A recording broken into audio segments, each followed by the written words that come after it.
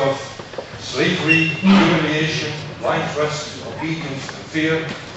Now is the time to get back our rights of dignity, our truth, our health, our integrity, our freedom, and our essence. Because, yes, we all are divine beings who are trying so hard these days to prove that we deserve to be considered that way. And this is what this symposium is really all about. And now I would like to introduce you to a young man. He is young. I could be his father. Fortunately for him, I'm not. He was the first to contact me when I started to get some publicity as the chemtrail male. He's a member of the central core of our growing civil rights movement, and he has done, ladies and gentlemen, a tremendous job in organizing this meeting and coordinating everything it takes to be a success. Ladies and gentlemen, born in Limburg, but regenerated in Ghent, Gary Nelissen.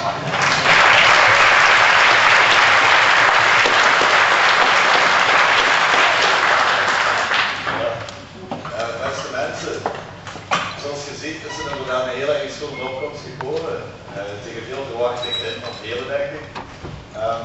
Ik hoop dat iedereen hier eens goed beseft is dat de universiteit inderdaad, zoals Peter heeft aangegeven, met een perceptieprobleem eigenlijk iedereen van jullie belet om eigenlijk op een betere locatie, op een betere locatie als het ware, het symposium mee te maken.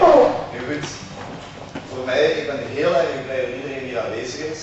Ik ga er ook niet veel tijd insteken. Ik denk dat iedereen hier is gekomen om met belangrijke mensen met heel erg veel wetenschap, met belangrijke kennis die we allemaal moeten weten, dat we daar nu allemaal goed naar gaan luisteren.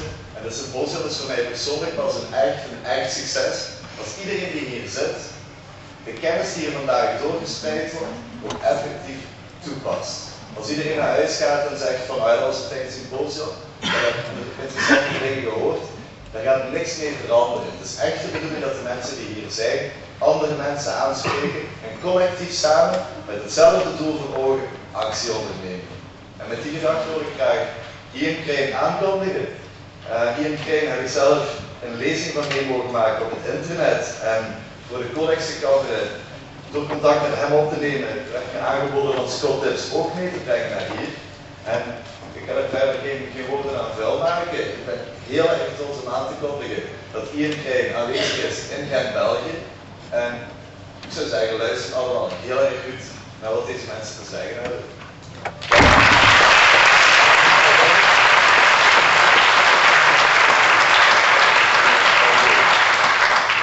Thanks, Gary. I have absolutely no idea what you said. Can everybody hear me back there? Yeah, it's all good, okay? It's very good shape. Now let me do a bit of housekeeping here, because there seems to be a lot of cups of water. And water and computers do not tend to be a good mix. You get some out of the way. Well, thank you so much for coming along this afternoon, and thanks to Peter and Gary and their team for organising this. It's an absolutely fantastic turnout.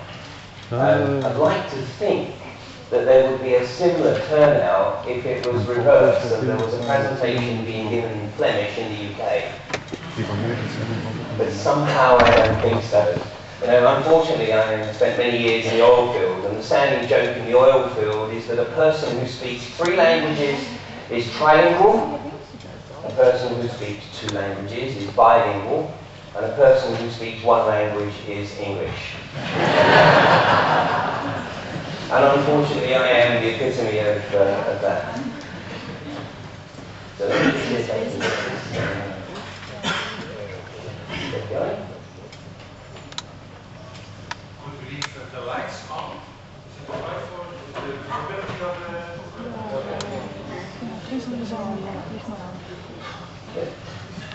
Now, what I'm going to present to you this afternoon is really not my specialist subject by any stretch of the imagination. My subject, my sphere of study, is deep geopolitics. And obviously that has arisen from my time in the oil field. But my interest in this subject was stimulated in 1991, when at the age of 34, I was one of the first civilians to go into into Kuwait, at the end of hostilities of the First Gulf War.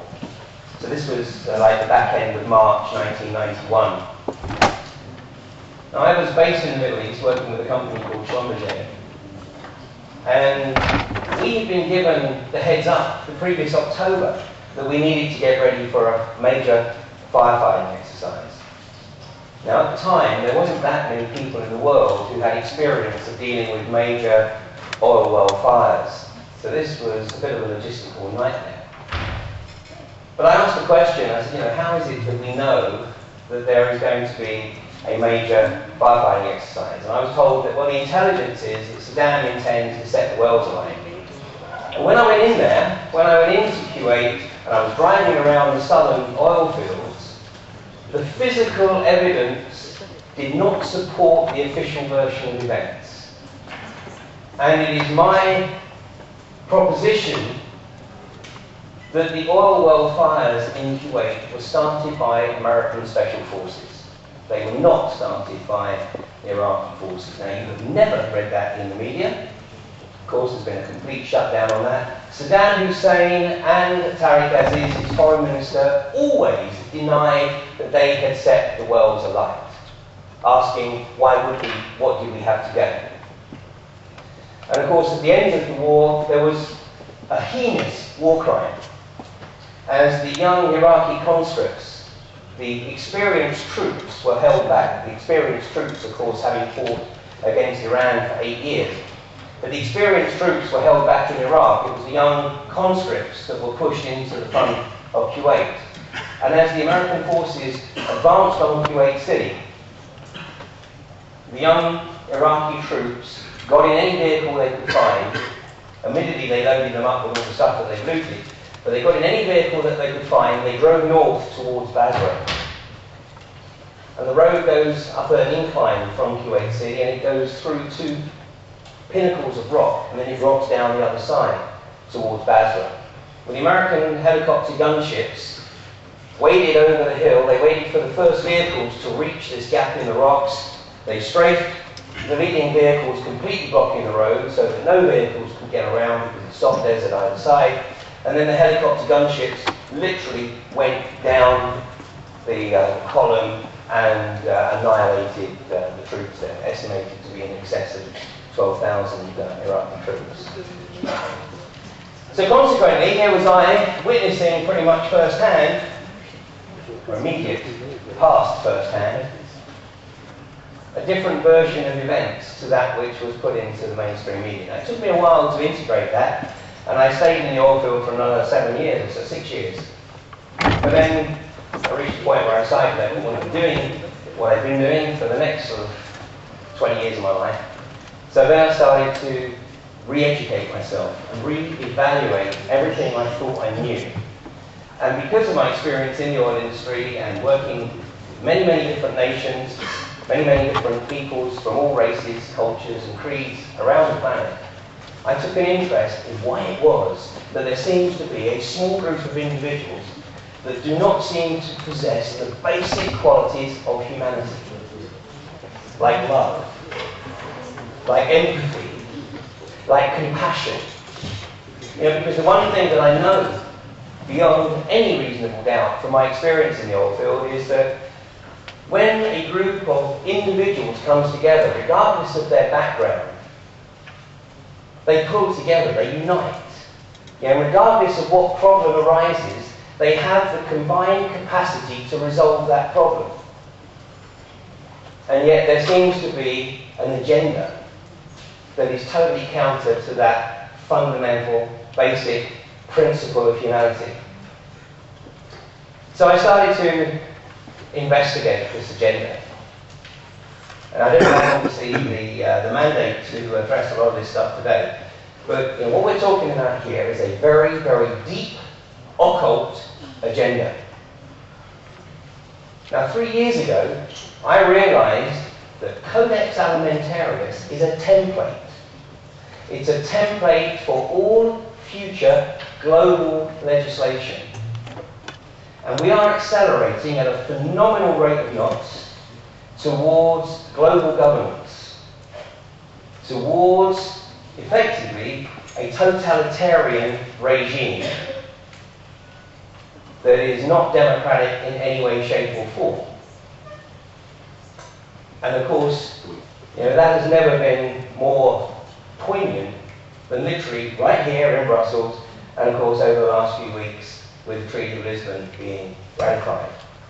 So what I'm going to do is give you a little bit of introduction into some of the geopolitical agenda, because it's important that you have this background to understand where Codex fits in, and also understand why it is that such an outrageous agenda that underpins the Codex Alimentarius Commission can be perpetrated, and yet the vast majority of people have absolutely no clue.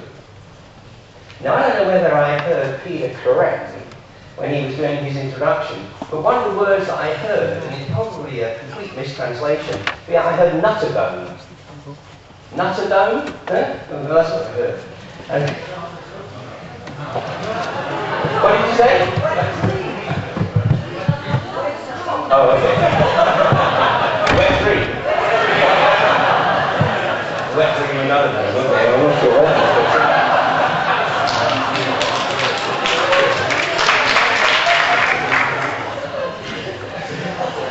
But the sort of subjects that we're starting to address now, in front of what, I don't know, 150, 200 people, whatever.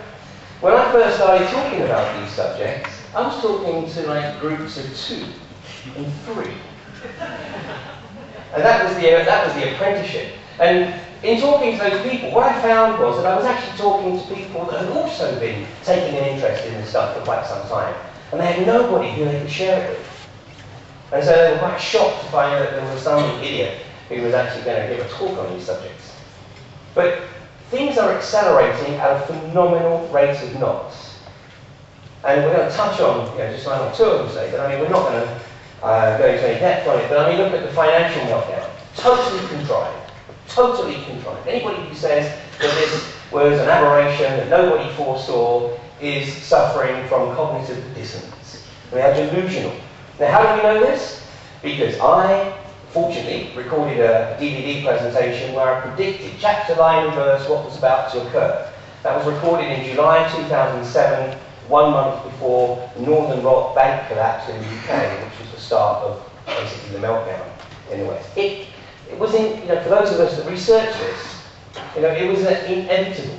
And unfortunately, because we researched it, we were able to take certain steps to avoid getting caught up in it. So one advantage in researching these issues is that it gives you a heads up. And you can only take action about something if you know what's occurring. So what I hope I convey during the course of the presentation is that I'm going to talk about these subjects without any anger, without any fear. It just is. And I would also encourage you not to take anything that I say at face value. There's absolutely no need for you to. Because never in known history, recorded history, have we had an opportunity like the present to actually validate information that we are being bombarded with. And of course the vast majority of people don't. What I'm also going to show during the course of the presentation, and I'm taking obviously extracts from the British media, is that what I'm going to express to you is generally put out in the media. It's not true to say that the media is just full of lies and disinformation.